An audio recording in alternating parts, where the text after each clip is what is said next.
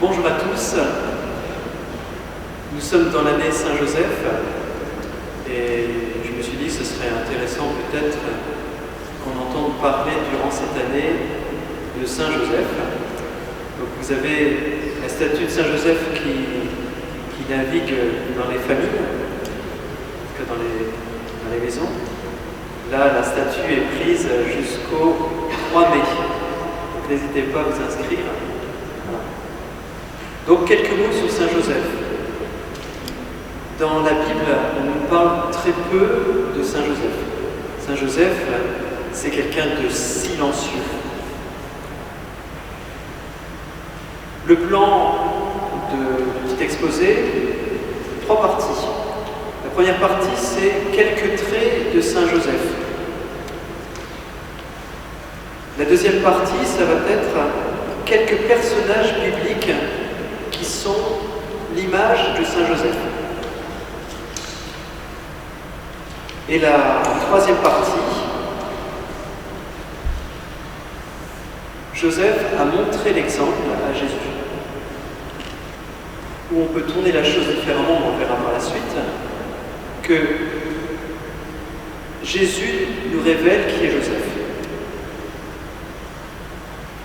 Donc premier point, quelques traits de Saint-Joseph. Le premier trait, c'est un homme, on va dire sans charisme, extraordinaire. Ça n'a pas été, entre guillemets, un petit Dieu. Saint-Joseph était un homme comme chacun d'entre nous. Dieu n'est pas raisonnable de confier à un homme normal son fils. Dieu n'est pas raisonnable. D'une façon générale, c'est ce que dit le cardinal Barbarin, Dieu n'est pas raisonnable. Et l'amour n'est pas raisonnable. D'ailleurs, on dit l'amour a ses raisons que la raison ignore. C'est pas raisonnable de confier à un être humain, l'enfant Dieu, le sauveur du monde. Imaginez, nous on confierait même pas notre ordinateur, on exagère, à un enfant, et lui va nous confier son fils. Impressionnant. Alors il y a, je ne sais pas si vous connaissez la pastorale des Cantons de Provence, Gabriel devrait certainement connaître, donc qui relate de façon provençale la nativité de Jésus. Et donc c'est très intéressant parce que on voit donc Joseph, Marie dialoguer. Donc là ils ne sont pas encore arrivés à Bethléem. Et Joseph dit: ah, quelle misère! Nous sommes propres. Pas d'argent, pas de maison, et une femme qui va accoucher en pleine nuit, et par un temps pareil.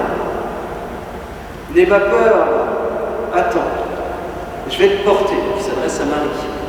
Et Marie de répondre: je te demande pardon de te causer tant de soucis.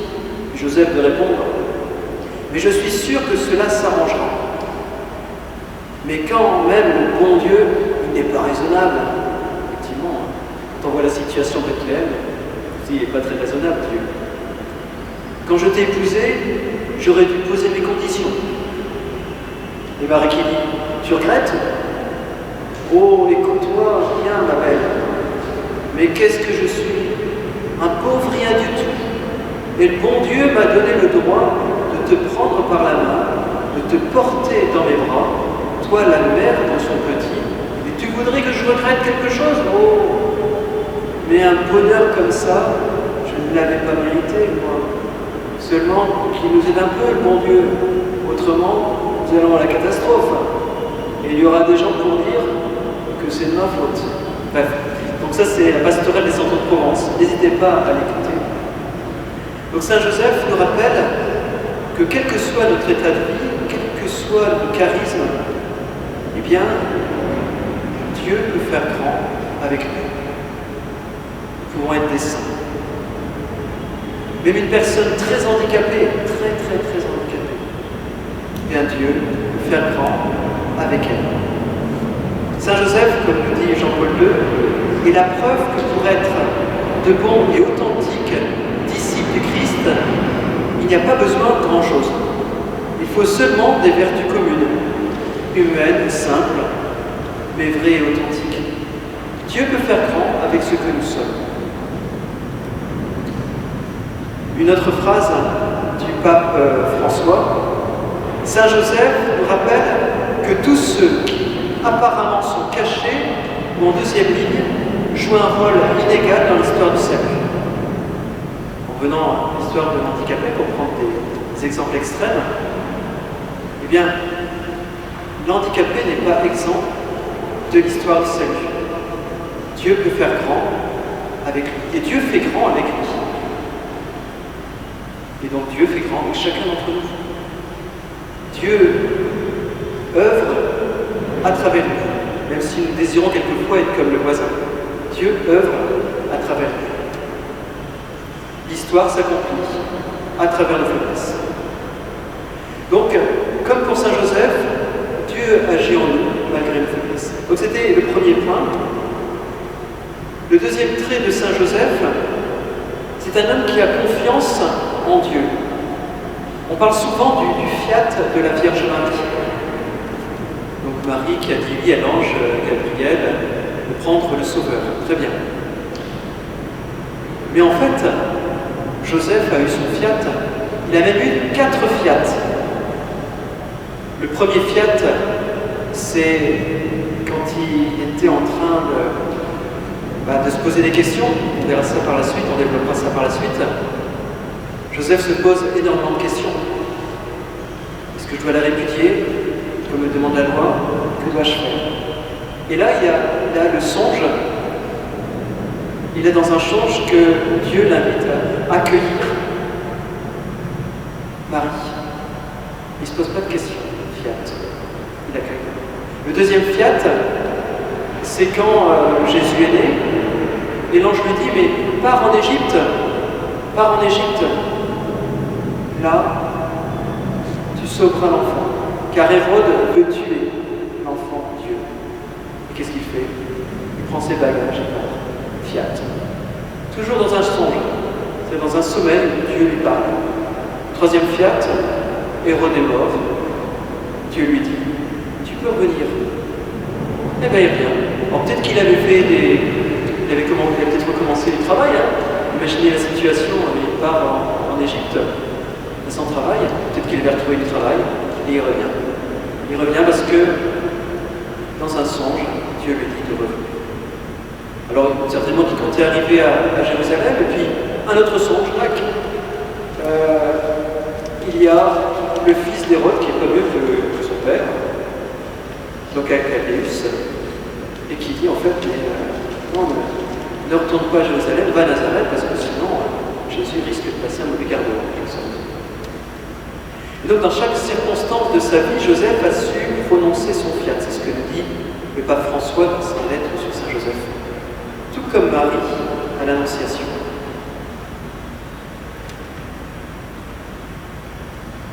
Tout ça pour dire que Saint Joseph nous enseigne que dans les tempêtes de la vie, nous ne devons pas craindre de nous appuyer sur Dieu. Dieu tient le gouvernail de notre bateau. Quelquefois, on voudrait tout contrôler. Mettons-nous 2 secondes à la place de Saint Joseph. Je ne sais pas si beaucoup auraient fait tout le périple qu'il a pu faire, Nazareth, Bethléem, Égypte, revenir à Jérusalem pour repartir à Nazareth. Je ne vais pas me récoincer à un moment, je pense. Eh bien, Joseph fait confiance à Jésus. Et il fait confiance à Dieu, et il sait que Dieu tient le gouvernail. Donc Joseph laisse de côté ses raisonnements pour faire place à ce qui arrive.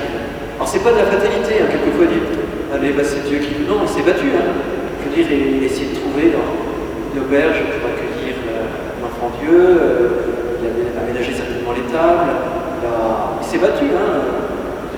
Et puis, quand il n'y arrive plus, que ta volonté soit faite. Je sais que tu ne m'abandonneras pas, tu m'as confié une mission. Il ne s'abandonne pas à la fatalité, non, il s'abandonne au Seigneur. Mais nous aussi, nous sommes invités à cela. Si le Seigneur a permis telle ou telle épreuve, même la maladie, il faut se battre dans cette cette maladie, mais aussi de se dire, le Seigneur est là, le Seigneur nous guide. La vie spirituelle que Joseph nous montre n'est pas un chemin qui explique, mais un chemin qui accueille. On ne peut pas expliquer telle maladie, pourquoi je suis malade. On peut pas expliquer. Quelquefois, on peut l'expliquer, mais très souvent, on ne peut pas l'expliquer. C'est pas parce que j'ai péché, parce que j'ai fait quelque chose. Non, ça c'est. Non. Joseph, en fait, sa situation, c'est parce qu'il avait péché. Sa situation était ce qu'elle était. Et en fait, donc la vie spirituelle que Joseph nous montre n'est pas un chemin qui explique, mais un chemin qui accueille. L'inviter à accueillir, faire la volonté de Dieu. Un autre trait de Saint Joseph est un éducateur. Effectivement, on voit quand Jésus a 12 ans et qu'il est au temple et que Marie et Joseph le cherchent, et il est dit, une fois qu'ils l'ont retrouvé, entre parenthèses, Marie dit moi et Joseph, nous étions inquiets. On voit que c'était pas facile d'être un Joseph. Quelquefois, on peut se plaindre des enfants qu'on a, mais facile d'avoir un petit Jésus comme enfant. En tout cas, il était un petit peu angoissé. Mais il est dit à la fin, il grandit dans le propos de Jésus, il grandissait en taille, en grâce et en sagesse. Et Jésus a grandi en taille, en grâce et en sagesse, pas simplement par l'opération du Saint-Esprit, mais grâce à Joseph et Marie, grâce à l'humanité de Joseph et de Marie. Et on verra ça par la suite, qu'en fait, Jésus a appris ce qu'il était, non pas Dieu, parce que moi je suis convaincu que Jésus savait depuis toujours qu'il était Dieu. Ça c'est une opinion théologique. Mais bon. Mais je suis convaincu que Jésus, la personnalité de Jésus, puisque Jésus est pleinement Dieu, bien sûr, et pleinement homme, sa personnalité d'homme, il a reçu de ses parents, l'éducation de ses parents. Tout comme le Seigneur avait fait à Israël, ce qu'il est dit dans l'Ancien Testament, quand j'étais petit, je t'ai appris à marcher, je sais plus où c'est, je crois que c'est dans Osée, je sais plus. Je t'ai pris par la main, je t'ai fait grandir, je t'ai soulevé comme un nourrisson près de ma joue, et ainsi de suite. On parle dans l'Ancien Testament de cela en parlant de Dieu vis-à-vis du peuple d'Israël. Le peuple d'Israël est comme un enfant que Dieu porte sur son cœur. Et là, Joseph a fait la même chose avec l'enfant Dieu. Il a porté l'enfant Dieu sur son cœur, comme Dieu porte le peuple d'Israël sur son cœur, c'est-à-dire que Dieu nous porte sur son cœur. Et bien Joseph fait la même chose, mais c'est-à-dire en sens inverse. Dieu fait la même chose avec Joseph fait la même chose avec Jésus, avec Dieu. Quatrième trait, c'est Joseph, un grand spirituel. Joseph est très actif. Quand on le voit, il est actif, il marche, c'est charpentier, il va en Égypte et ainsi de suite. Mais ses activités, son action est enveloppée de silence. Un climat de profonde contemplation. Il contemplait le Sauveur du monde. En même temps, il agissait. Celui qui était caché depuis des siècles, eh bien, Joseph le contemple dans son Fils. Joseph, un maître spirituel également, il s'est nourri de la parole de Dieu, comme beaucoup de Juifs. On dit souvent, par exemple, que sur la croix, Jésus a dit pourquoi m'as-tu abandonné? C'est dans l'Évangile. Et on peut se dire, c'est le découragement. Non, c'est tiré d'un psaume. C'est parce que la parole de Dieu, il la connaissait par cœur. Il a sorti tout le psaume, et nous, on retient simplement cette parole tirée de l'Évangéliste, qui nous dit mon Dieu, pourquoi m'as-tu abandonné? Mais à la fin du psaume, il y a une espérance. Et en fait, Jésus connaissait les psaumes par cœur, une bonne partie des psaumes par cœur, des passages de la parole de Dieu par cœur. Et comment il a connu ça? C'est Joseph. C'est Joseph qui était pétri de la parole de Dieu qui lui a transmise. Il a transmis à son fils, Jésus, la parole de Dieu. Donc Saint Joseph était pétri de la parole de Dieu. Joseph a accompagné Jésus à la synagogue. Quand on voit que Jésus va à la synagogue, eh ben, il a été avant avec Joseph. Donc c'était un grand spirituel. Jésus n'a pas tout appris d'une personne extérieure, on va dire, qu'est Dieu, quoi. Joseph était pratiquant, sinon Jésus il aurait eu du mal à pratiquer, quoi. Jésus a tout appris de Joseph. Voilà. La deuxième partie, donc, quelques grands personnages, Abraham, Joseph prince d'Égypte, c'est-à-dire Joseph avant Moïse, donc Abraham, Joseph prince d'Égypte, et Jean-Baptiste, qui sont à l'image de Saint Joseph. D'abord Abraham. Imaginons d'abord, avant de parler directement d'Abraham, voyons Saint Joseph. Ça n'a pas dû être évident d'imaginer la situation. Il a vécu une situation qui devait être tiraillée entre accueillir Marie, qu'il aimait à la folie, et suivre la loi qui lui disait de la répudier. Alors, il n'allait pas jusqu'à la lapider, mais forcément, s'il la répudiait, elle allait être lapidée un jour ou l'autre. Imaginez la situation. C'est une situation incroyable, quoi. Je vais vous lire le passage dans Saint Matthieu. Voici comment fut engendré Jésus-Christ. Marie, sa mère, avait été accordée en mariage à Joseph. Avant qu'ils aient habité ensemble, elle fut enceinte par l'action de l'Esprit Saint. Joseph, son époux, qui était un homme juste, on y reviendra sur l'homme juste, et ne voulait pas la dénoncer publiquement, décida de la renvoyer en secret. Voilà la bonté, déjà renvoyée en secret. Comme il avait formé ce projet, voici que l'ange du Seigneur lui apparut en songe et lui dit: Joseph, fils de David, ne crains pas de prendre chez toi Marie, ton épouse, puisque l'enfant qui est engendré en elle vient de l'Esprit Saint. Et qu'est-ce qu'il fait? Il l'accueille. Elle enfantera un fils et tu lui donneras le nom de Jésus, car c'est lui qui sauvera son peuple de ses péchés. Donc en fait, le tiraillement incroyable. Et dans l'hymne acatiste, je ne sais pas si vous connaissez l'hymne acatiste, c'est un hymne qui se chante debout, qui a été écrit au 7e siècle. Acatiste, je crois que c'était debout déjà.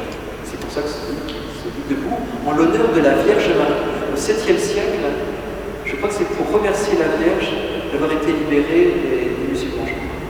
Je ne sais plus dans quel niveau de la Grèce, je n'ai pas à rechercher.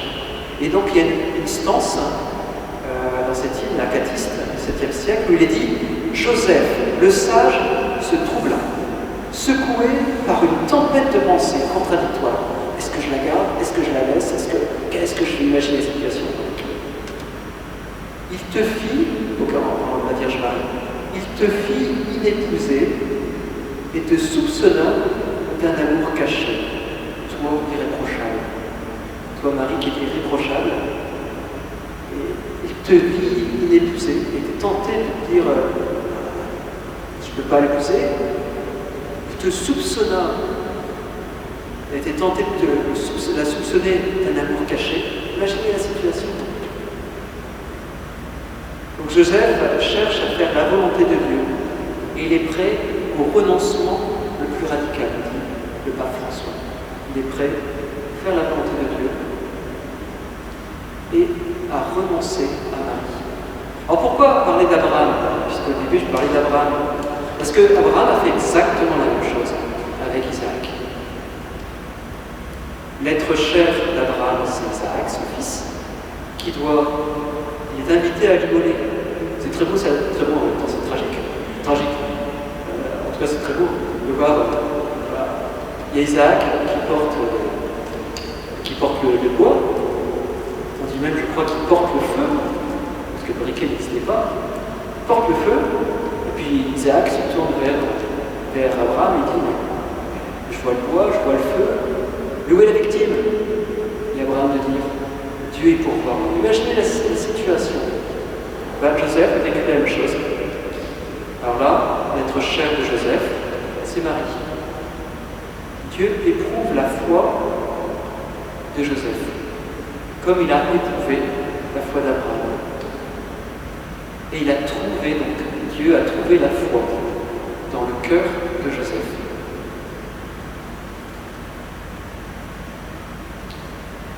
Deuxième point, lié toujours à Abraham, c'est la chasteté de Joseph. Joseph, son époux, était un homme juste. Il est dit. Un homme juste, ça veut dire qu'il est ajusté à Dieu. C'est comme en musique. Un instrument est juste quand la note est ajustée aux autres notes. Quand notre La n'est pas ajusté au La des autres instruments, c'est pas juste.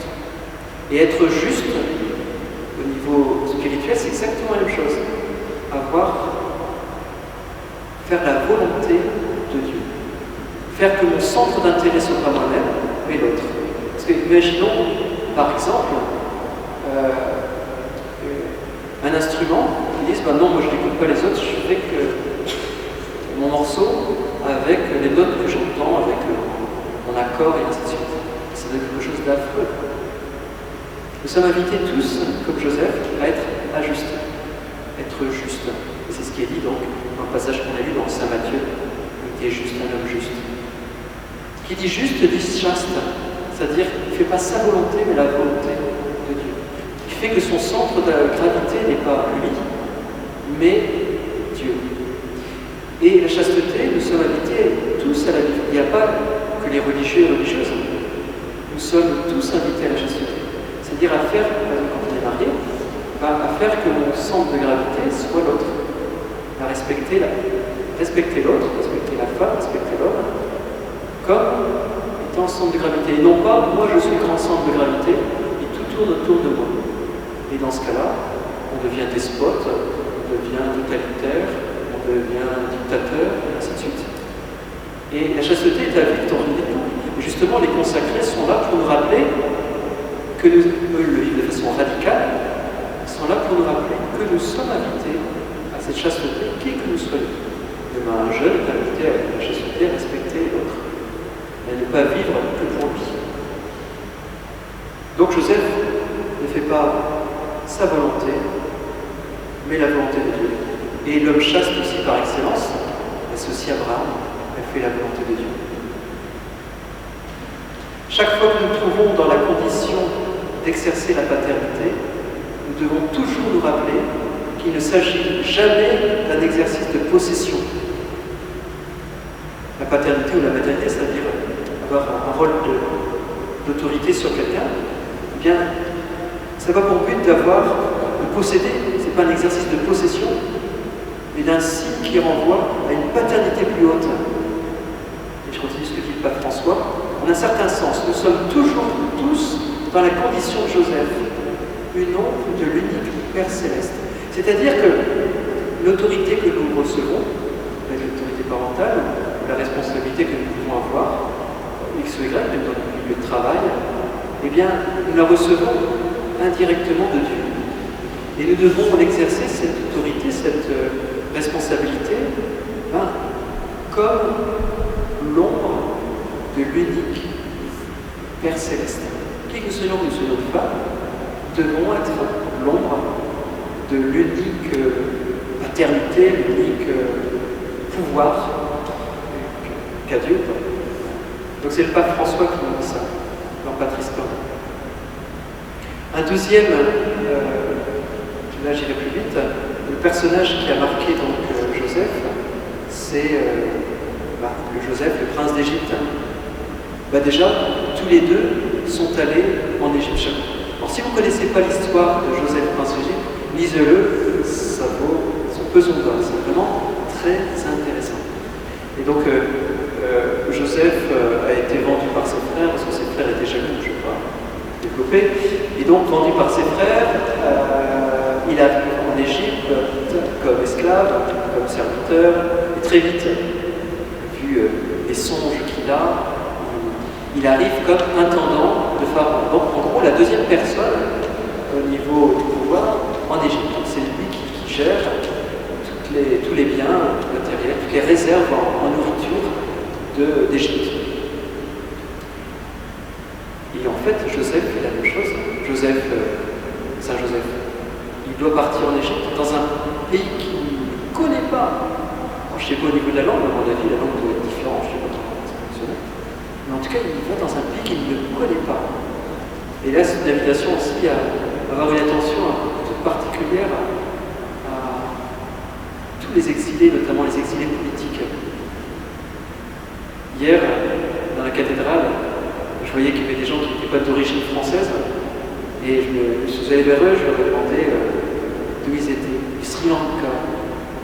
C'est 3 ans qu'il était en France, toute la famille était là, donc mes parents, 3 ans en France, 2 ans, il ne sait pas sortir un mot français. Imaginez la situation. Ben, c'est la situation un petit peu que Joseph a vécue là. Après, les raisons pour lesquelles il est là, certainement énormément de raisons, je ne sais pas. Mais imaginez la situation pour ces gens-là. Et le pape François nous invite justement à avoir une pensée pour ces gens-là. Saint Joseph a été un réfugié avec Marie et Jésus, le pape François. Il est un exilé politique. Donc comme Joseph, exilé. Et Dieu confie son peuple aux 2 Joseph. Le premier Joseph, parce que le peuple élu, eh bien, c'est les frères de Joseph.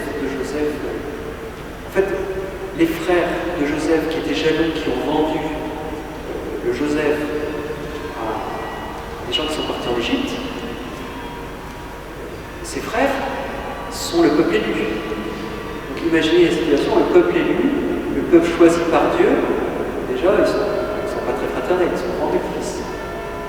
Le fils, donc Joseph, qui est intendant de Pharaon, après tous les déboires, va finalement pardonner à ses frères, je ne dis pas comment, parce que là, dans quelques minutes, quelques heures, il va pardonner à ses frères et il va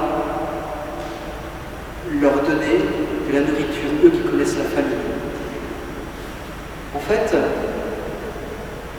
Joseph, où Dieu confie, on va dire, ce peuple choisi, le frère de Joseph, à Joseph. Et pour Dieu, ses frères, c'est la prunelle des yeux de Dieu. Parce que le peuple choisi, le peuple élu, c'est vraiment la prunelle. Le peuple d'Israël est la prunelle de Dieu. C'est la prunelle.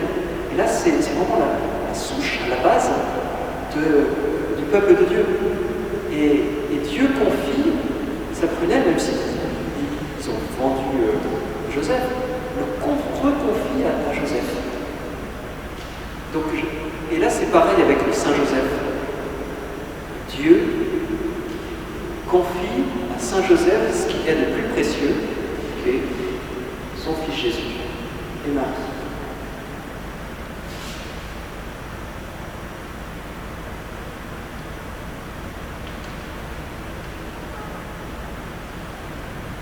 Ne sommes-nous pas aussi des trésors de Dieu?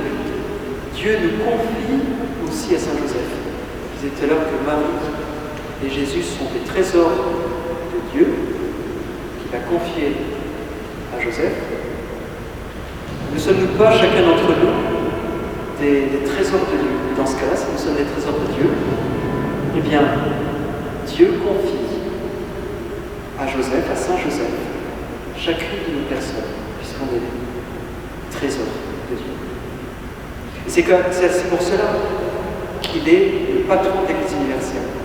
Il nous confie, c'est ce que nous dit donc, le décret qui fait en 1870 Saint Joseph, donc patron de l'Église universelle, nous rappelle cela. Il nous rappelle que nous sommes tous des trésors de Dieu, qui sont confiés, chacun individuellement, à Saint Joseph. Troisième personnage biblique qui est à l'image de Joseph, je vous l'inverse pour vous voulez, Jean-Baptiste, image de Joseph, Jean-Baptiste.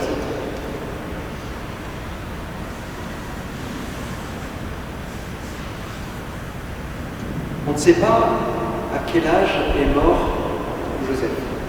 Par contre, ce qu'on sait, c'est que le Talmud, c'est-à-dire la loi juive qui est bâtie sur quotidien sur l'expérimentation, dit qu'en fait, il est important de se marier à 20 ans.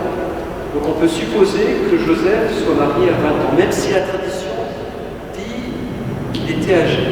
C'est n'est que la tradition. En tout cas, le Talmud dit qu'on se marie à 20 ans. Et la moyenne d'âge à l'époque, c'est 50 ans. Donc ça veut dire que Jésus, donc Joseph serait mort à 50 ans, c'est-à-dire qu'il aurait vécu 30 ans avec Jésus. Et pendant 30 ans, Joseph a éduqué Jésus, l'a fait grandir. Et le parallèle avec Jean-Baptiste, c'est que Jean-Baptiste dit il faut qu'il grandisse, en parlant de Jésus, et que moi je diminue. On pourrait dire la même chose avec Joseph. Joseph s'est dit il faut que je diminue, que je disparaisse, que je meure en quelque sorte, pour que lui puisse émerger. On se dit quelquefois pourquoi Jésus a commencé sa vie publique à 30 ans. C'était peut-être que justement, Joseph lui a laissé la place, vas-y, je meurs, vas-y. Une opinion. Celui qui a cette opinion-là, c'est Verlander. Donc le père Joseph-Marie Verlander. Donc c'est un petit peu comme Jean-Baptiste. Lui, il faut qu'il grandisse, c'est moi que je diminue.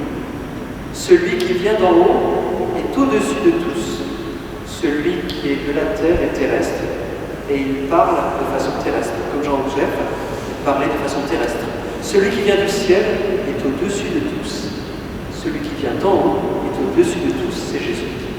Et Joseph s'efface pour laisser la place à Jésus. L'invitation aussi, quelquefois, à nous effacer. Par exemple, pour les parents, quelquefois, on va avoir une mainmise sur les enfants. Faisons comme Joseph aussi. Laissons partir les enfants. Laissons-les s'envoler. Et ce qui rejoint aussi l'humilité de Jean-Baptiste. Je vais vous lire ce que dit aussi Joseph Hanan. Joseph a parfaitement éteint en lui tout mouvement de volonté propre pour se soumettre entièrement à la volonté de Dieu et devenir ainsi le fidèle collaborateur de son dessein de salut, au point qu'on a pu le nommer l'ombre du Père. Il était l'ombre de Dieu le Père, chose qui a été reprise par le pape François. Bon, je ne développe pas plus parce qu'on a parlé justement de cette humilité, de cette chasteté de Joseph. Le troisième point, c'est Joseph a montré l'exemple à Jésus. Jésus a appris de Joseph. Ce qui fait aussi que si on veut savoir qui est Joseph, il suffit de regarder Jésus.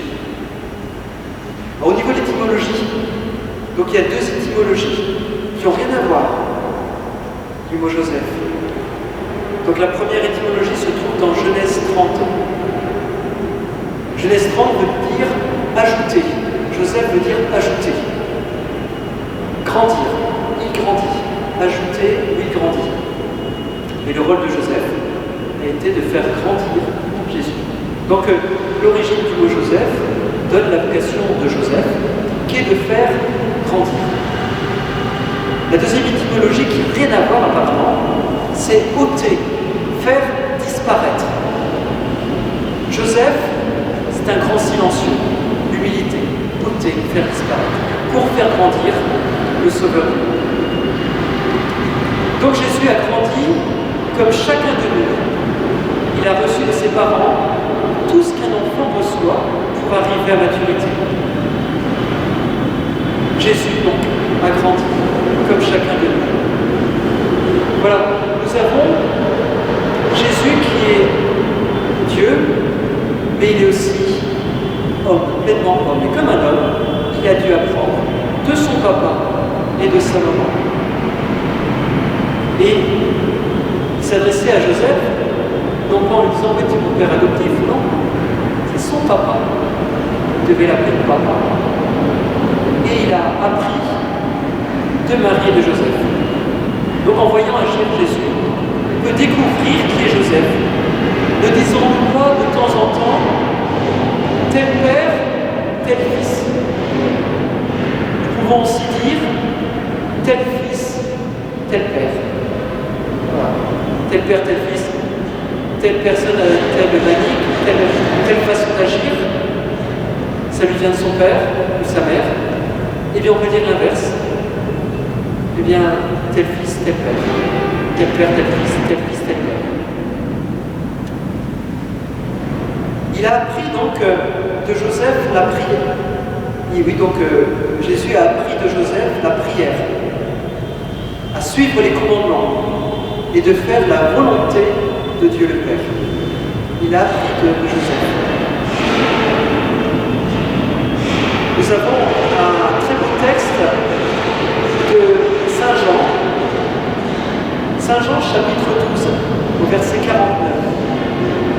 où on voit Jésus qui nous dit « Car ce n'est pas de ma propre initiative que j'ai parlé. Le Père lui-même qui m'a envoyé m'a donné son commandement sur ce que je dois dire et déclarer. Et je sais que son commandement est vie éternelle. Donc ce que je le déclare comme le Père me l'a dit. » En fait, il dit, le Père lui-même qui m'a envoyé m'a donné son commandement. Bref, il a reçu les commandements de Dieu, le Père. Et il dit à la fin, donc ce que je le déclare comme le Père me l'a dit.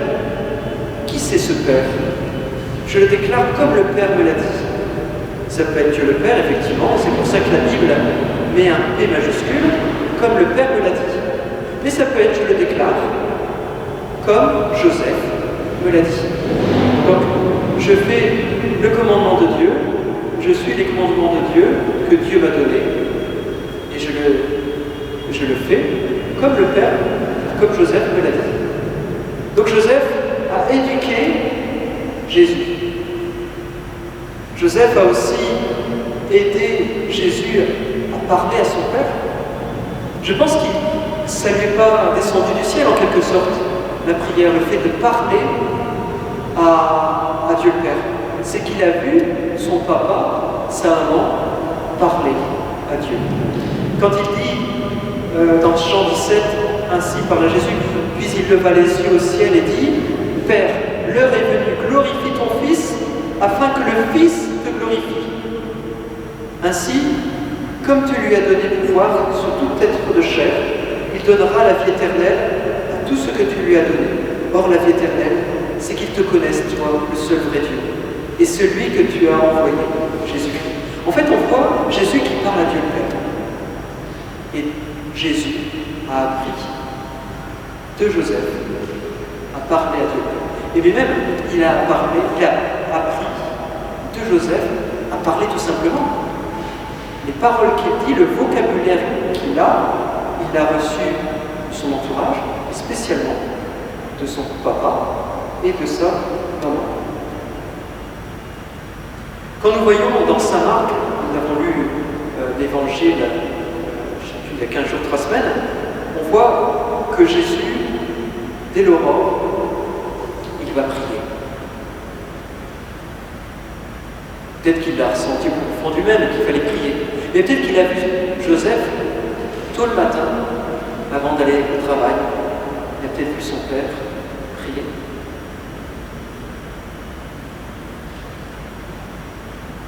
La prière s'apprend avec les yeux, nous dit le cardinal Barbarin. Il a vu Joseph prier. Quelqu'un qu'on a devant nous en train de prier, cela nous incite à prier. C'est ce que nous dit le cardinal Barbarin. Jésus a vu prier Joseph et Marie. Rappelons-nous Charles de Foucault, le Père et l'épée est bien. Charles de Foucault, le début de sa conversion, c'est pas grâce à la lumière, c'est quand il voit un musulman au Maroc en train de prier. Tac, il voit, il dit, forcément, c'est qu'il y a quelqu'un de plus grand, puisque cet homme prie avec une dévotion énorme, c'est qu'il y a quelqu'un de plus grand. C'est la prière qui permet de découvrir la prière. C'est voir quelqu'un prier qui nous fait découvrir la prière. Dans la vie, on peut dire aussi dans la vie cachée de Nazareth, Jésus a appris à faire la volonté du Père à l'école de Joseph. Que ta volonté soit faite. Une autre chose aussi que nous dit le cardinal Barbarin, il dit le mot de père pour parler de Dieu a des incidences. Comment dire ça? Quelquefois, on nous dit telle personne a un père qui était difficile avec cette personne. Et du coup, cette personne a du mal à s'adresser à Dieu comme un père. Quelquefois, notre image de père est abîmée parce qu'on a pu vivre. Et du coup, on a du mal à s'adresser à Dieu comme un père. On le voit différemment que Dieu. Imaginez quelqu'un qui était agressé par son père, comment peut-il dire « Toi, Dieu le Père, je t'aime » et ainsi de suite? Difficile. Et le cardinal Barbarin dit ben, c'est l'inverse aussi. L'inverse est vrai aussi. C'est-à-dire, Jésus a pu s'adresser à son Père comme à un Père du ciel parce qu'il avait une belle image de son Père. Pour lui, quand il disait papa ou père, ça voulait dire quelque chose, c'est comme s'il avait tout dit. Et donc on peut dire que quand Jésus s'adresse à son Père entre Père entre guillemets, ça veut dire papa chéri, Abba Père. Il a dû dire papa chéri à son papa, Abba Père. Ça voulait dire quelque chose. Il avait une représentation, quand il s'adressait à Dieu le Père, il avait une représentation incroyable dans la personne de Saint Joseph. Jésus, c'est pas quelqu'un de désincarné, c'est quelqu'un qui s'incarne. Il a pris Joseph aussi, il a pris de Joseph, le travail. On se réfère souvent à Jésus charpentier, le fils du charpentier. C'est pas péjoratif, on pourrait dire, effectivement dans la Bible, quelquefois c'est péjoratif. C'est le fils du charpentier.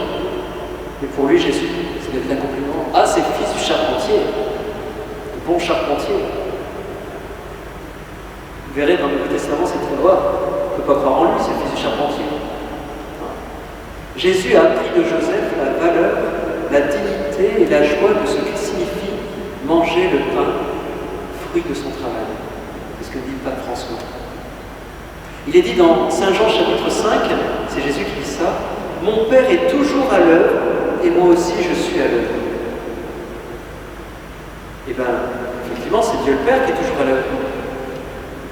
Et moi aussi je suis toujours à l'œuvre, Jésus. Et c'est valable également pour Joseph. Il devait bosser, c'était pas un fainéant. Mon Père est toujours à l'œuvre, c'est ce que ça représente. C'est valable pour le Père aussi, pour Saint Joseph. Quand par exemple, dans les évangiles, on nous parle d'argent. Par exemple, quand celui qui a moissonné avait énormément de blé, à tel point qu'il a dû construire des greniers. Et puis voilà qu'il décède une fois qu'il a construit ses greniers. Donc Jésus pointe du doigt le fait que c'est pas des. Quand on meurt en quelque sorte, on meurt nu, quoi, il n'y a plus rien, quoi. L'argent, qu'est-ce que c'est? Et quand il dit aussi par rapport au pauvre Lazare que le riche qui était aveugle par son argent, il ne voyait pas le pauvre Lazare. Et c'est des exemples qu'il a pu vivre, parce que Joseph a dû régler ses comptes, il a dû voir des gens qui ne pouvaient pas payer. Joseph sait ce que c'est manquer d'argent quand il est parti en Égypte. Eh bien Jésus sait ce que c'est de l'argent. Jésus, il a appris de Joseph. Et donc, n'hésitons pas à confier à Joseph nos difficultés financières. Joseph sait ce que c'est. Et Jésus aussi, parce qu'il a appris de Joseph. Jésus a appris de Joseph aussi l'esprit de service et de douceur, le lavement des pieds. Il nous dit, c'est un exemple que je vous ai donné afin que vous fassiez vous aussi comme j'ai fait pour vous. Saint Jean 13, 14. C'est un exemple que je vous ai donné afin que vous fassiez vous aussi comme j'ai fait pour vous. Mais Jésus n'a-t-il pas reçu cet exemple de Joseph? Joseph devait servir Marie. Alors Marie, on sait qu'elle était la servante du Seigneur, donc il n'y a pas de problème par rapport à ça. C'est dans la Bible. Mais Joseph devait servir. Et servir à table devait être un exemple. Et à son tour, Jésus a dit, prenez-moi comme exemple. C'est un exemple que je vous ai donné, afin que vous fassiez vous aussi, comme j'ai fait pour vous.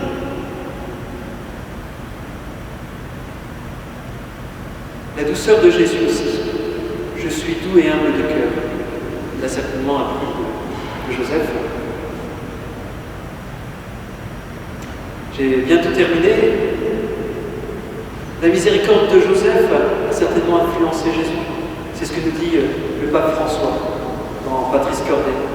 Je veux imaginer que pour la parabole du fils prodigue et du Père miséricordieux, Jésus se soit inspiré des comportements de Joseph. La miséricorde, il a appris, bien sûr, de Dieu, mais il l'a appris de Joseph. Si Joseph ne pardonnait pas, il y aurait un tiraillement en Jésus entre Dieu le Père qui dit pardonne et puis l'exemple qu'il a dans les yeux de quelqu'un qui pardonne. Forcément, comme dit pape François, il a appris la miséricorde de son père Joseph. Donc Saint Joseph a formé Jésus. D'innombrables exemples de Saint Joseph sont rentrés par les oreilles et les yeux de Jésus. Jésus était pétri en voyant Jésus, en voyant Joseph, et en écoutant Joseph, a été pétri par l'exemple. Et en voyant Jésus, nous pouvons deviner qui était son papa, qui était Joseph. Simplement un petit mot avant de finir. La sainteté du couple Marie-Joseph. J'en ai pour 30 secondes. C'est ce que nous dit Jean-Paul II dans Familiaris Consortio. La famille de Nazareth est le prototype et l'exemple de toutes les familles chrétiennes. La sainteté du couple formé par Joseph et Marie répare le mal né du couple d'Adam et Ève. On voit Adam et Ève qui s'accusent. C'est pas moi, c'est la femme, c'est le serpent, et ainsi de suite. Et on voit en fait la concupiscence et ainsi de suite. Eh bien, et cette concupiscence qui se traduit par le fait qu'ils sont obligés de s'habiller. Parce qu'ils découvrent qu'ils sont nus et ils ont peur l'un de l'autre. Parce que Ève a peur qu'Adam mette la main sur elle et vice-versa. Du coup, ils ont peur. Ils ont peur parce qu'ils sont nus. Et là, nous voyons en fait cette communion qui est rétablie entre cet homme et cette femme, entre Joseph et Marie. C'est le nouveau couple, le nouvel Adam et la nouvelle Ève, Joseph et Marie, en quelque sorte. Alors, je dis bien en quelque sorte parce que le nouvel Adam, c'est Jésus. Ces exemples, dans leur communion d'amour, que Marie et Joseph reflètent cette parfaite image de l'amour que Dieu a pour les hommes. Quand nous voyons Joseph et Marie, nous voyons l'exemple de l'amour que Dieu a pour les hommes. Et quand nous voyons un couple qui s'aime à la folie, qui s'aime dans le pardon, dans la communion, ça symbolise le signe de l'amour que Dieu a pour les hommes. Simplement pour conclure, un témoignage du pape François qui nous dit « Je voudrais aussi vous dire une chose personnelle. J'aime beaucoup Saint Joseph parce que c'est un homme fort et silencieux. Et sur mon bureau, dit le pape François, j'ai une image de Saint Joseph en train de dormir. Et en dormant, il prend soin de l'Église. Oui, il peut le faire, nous le savons, il peut prendre soin de l'Église. Quand j'ai un problème, dit le pape François, une difficulté, j'écris un billet et je le mets sous Saint Joseph pour qu'il le rêve, pour qu'il rêve de ce que je lui ai marqué, des projets, des difficultés, pour qu'il le rêve. Cela veut dire qu'il prie pour ce problème. Donc c'est ce que nous dit le pape François. Je vous invite peut-être à dire, alors je vais la dire parce que vous ne l'avez pas tous, la prière que le pape François nous propose pour cette année Saint-Joseph. Ceux qui l'ont sur la feuille, donc c'est la dernière page, on peut le lire ensemble. Salut, gardien du Rédempteur, époux de la Vierge Marie, à toi Dieu a confié son Fils. En toi, Marie a remis sa confiance. Avec toi, le Christ est devenu homme. Ô bienheureux Joseph, montre-toi aussi un Père pour nous et conduis-nous sur le chemin de la vie. Obtiens-nous grâce, miséricorde et courage, et défends-nous de tout mal. Amen.